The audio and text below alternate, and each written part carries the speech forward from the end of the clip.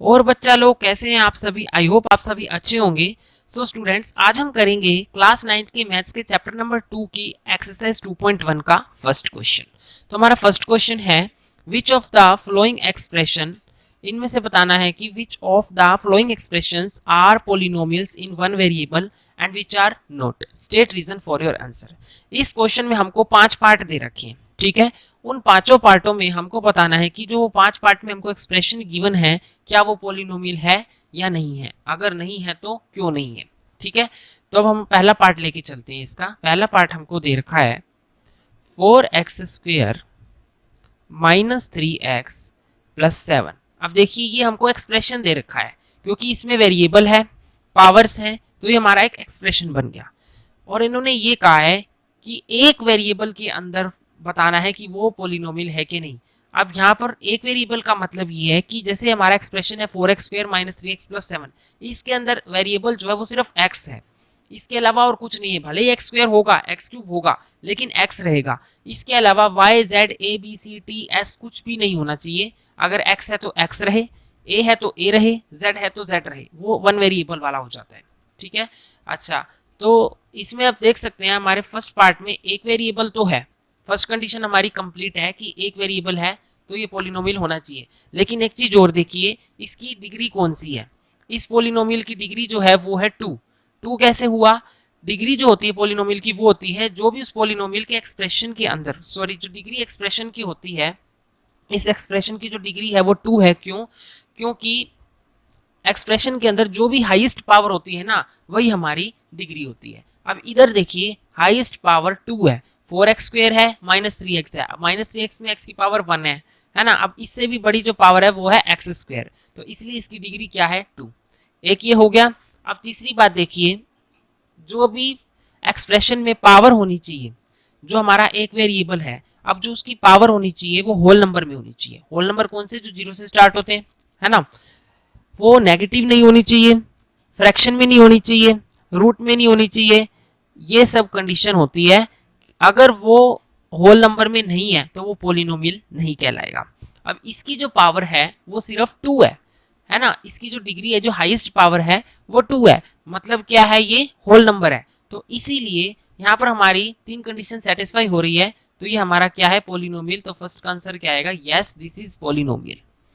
क्यों? आपको इसका रीजन पता चल चुका है। अब सेकंड पार्ट देखिए। सेकंड पार्ट है हमारा y² प्लस √2। ये है हमारा सेकंड पार्ट। अब इसमें देखिए, सबसे पहले तो देखिए कि ये पोलिनोमियल जो, मतलब ये जो एक्सप्रेशन है, पोलिनोमियल तब होगा जब ये एक वेरिएबल हो सिर्फ इसमें। अब यहाँ पर क्या है? एक वेरिएबल सिर्फ y, भले ही y² है चलेगा, लेकिन y है, उसके अलावा यहाँ पर कोई भी वेरिएबल नहीं है, ठीक है। एक कंडीशन होगी पूरी। अब सेकंड देखिए, इसकी क्या पावर, इसकी जो डिग्री है वो कौन सी है? इसकी डिग्री है 2, क्योंकि y के ऊपर जो पावर क्या है? 2। इधर सिर्फ y² है तो इसकी हाईएस्ट पावर 2 ही है, तो इसकी डिग्री भी 2 रह जाएगी। अब चेक कीजिए, जो इसकी पावर है क्या वो होल नंबर में है? अगर है तो ये क्वेश्चन हमारा जो ये पार्ट है वो पोलिनोमियल हो जाएगा, एक्सप्रेशन। तो देखिए यहाँ पर y की पावर 2 है और 2 क्या है? एक होल नंबर है, तो इसीलिए ये क्या है? होल नंबर में है, पावर जो है इसकी होल नंबर में, इसीलिए ये पोलिनोमियल है। तो इसका आंसर भी क्या आ जाएगा? यस आ जाएगा, ठीक है। आई होप आपको ये 2 पार्ट अच्छे से समझ आए होंगे। अगर कोई डाउट है तो अभी कमेंट बॉक्स में लिख के पूछ लीजिए। आगे देखिए थर्ड पार्ट। थर्ड पार्ट है हमारा 3√2, sorry 3√t plus t multiply √2। अब यहां देखिए, पहली कंडीशन देखिए, ये जो हमारा एक्सप्रेशन है वन वेरिएबल के अंदर होना चाहिए, तो ये कंडीशन सेटिस्फाई हो रही है कि हमारा जो ये एक्सप्रेशन है ना 3√t प्लस t√2, ये एक ही वेरिएबल में है। जैसे भले ही t रूट के अंदर है, लेकिन t तो है ना, और इधर भी t है, तो यहाँ पर वेरिएबल एक है। अब सेकंड कंडीशन देखिए, सेकंड में देखिए इसकी जो डिग्री है वो क्या है? Highest degree. अब देखिए 3 के पास जो √t है, इसका मतलब क्या है? t की पावर 1/2। रूट अगर किसी के ऊपर आ जाता है ना, मान लीजिए 2 के ऊपर भी आ जाता है, तो इसका मतलब है 2 की पावर 1/2, ठीक है। रूट जो होता है वो मतलब होता है कि वो जो है किसी की पावर 1/2 है। तो यहाँ पर जो है 3 के साथ t है, इसकी पावर 1/2 है, प्लस में फिर t फिर √2। अब यहाँ देखिए हाईएस्ट डिग्री मतलब हाईएस्ट पावर कौन सी होगी, एक है 1/2 और एक है 1, क्योंकि t के ऊपर कुछ नहीं है तो समझेंगे 1 है। तो अब देखिए 1/2 से बड़ा क्या है 1, तो इसमें जो डिग्री आएगी वो क्या आएगी हमारी 1 आएगी, है ना। अब देखिए क्या जो हमारी डिग्री है, जो पावर है जितनी भी इस एक्सप्रेशन के अंदर, क्या वो होल नंबर में है। ये नहीं है कि जो हाईएस्ट डिग्री जो हाईएस्ट पावर है सिर्फ वही होल नंबर में होनी चाहिए। एक्सप्रेशन के अंदर जितनी भी पावर्स आती है ना वो सभी होल नंबर होनी चाहिए, अगर नहीं है तो वो पोलिनोमियल नहीं कहलाएगा। तो यहाँ पर देखिए t के ऊपर पावर क्या है 1/2। अब 1/2 जो है मैंने कहा था होल नंबर नहीं है, फ्रैक्शन फॉर्म में आ गया।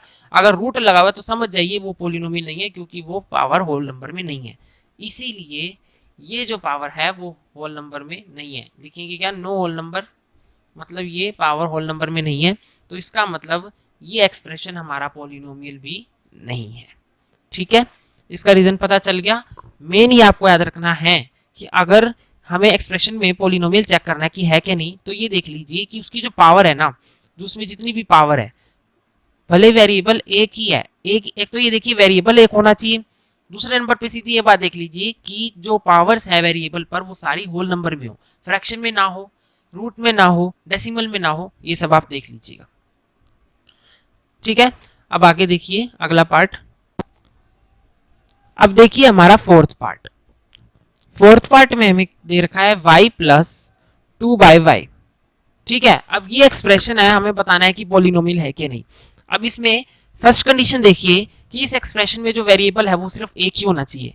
अब पहले सबसे पहले y है और अगले मतलब प्लस के बाद भी क्या है 2/y, मतलब वो भी y है, तो वेरिएबल तो हमारा एक ही है। तुम्हारी फर्स्ट कंडीशन तो सेटिस्फाई हो रही है कि सेम वेरिएबल है, वन वेरिएबल है ना। तो ये पूरा एक्सप्रेशन क्या है, वन वेरिएबल के अंदर। सेकंड देखिए इसकी हाईएस्ट पावर, भले ही आप हाईएस्ट पावर को रिजेक्ट कर सकते हैं, लेकिन हम इसमें बता देते हैं, कई बार क्वेश्चंस में पूछ लिया जाता है कि उसकी डिग्री क्या है। तो अब यहाँ देखिए पहले नंबर पे है y, तो y की पावर हम मानेंगे 1। ठीक है, किसी के ऊपर कोई पावर नहीं होती तो उसका मतलब होता है उसकी पावर 1 है। प्लस में 2/y है, 2/y है, तो अगर कोई भी चीज y में होती है तो उसका मतलब क्या होता है कि उसकी पावर क्या है -1, है ना। देखिए ध्यान से देखिए यहाँ पर 2/y है, अगर हम y की पावर -1 रखेंगे तो इसका मतलब 1/y ही तो है ना। अगर y की पावर 1/y है, कैसे, जैसे 2/y है, मैं यहाँ पर लिख लेता हूँ, रफली बता रहा हूँ 2/y है, तो इसका मतलब यह है कि y की पावर 1 है, यहाँ पर 1 है। अब ये y जब ऊपर जाएगा 2 के साथ तो इसकी पावर -1 ही तो हो जाएगी, है ना। ये चीज आप 7th 8th में पढ़ चुके हैं। तो अब देखिए यहाँ पर हाईएस्ट पावर फिर कौन सी होगी, हाईएस्ट पावर तो 1 ही होगी ना, क्योंकि -1 तो 1 से छोटा है और यहाँ पर हाईएस्ट पावर 1 ही है, तो इसकी डिग्री क्या होगी हमारी 1 हो गई। अब थर्ड कंडीशन देखिए कि क्या जितनी भी पावर्स है इस एक्सप्रेशन के अंदर वो होल नंबर में है।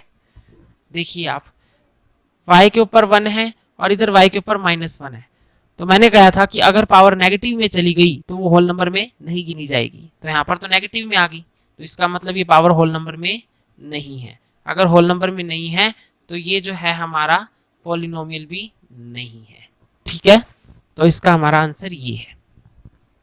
अब देखिए इसका फिफ्थ पार्ट।